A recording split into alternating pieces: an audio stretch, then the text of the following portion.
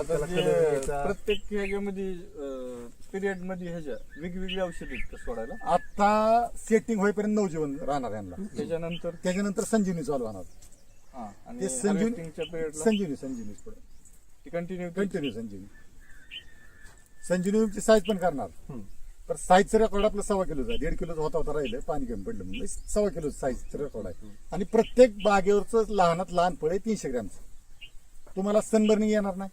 आलेलं सनबर्निंगचा एक आम्ही सनबर्निंग आलेलं घालून देणार. हा.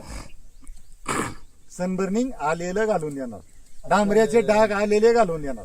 आलेले पण जाणण्यापेक्षा त्याच्यात पाणी नाही कमी पडलं पाहिजे बागेला.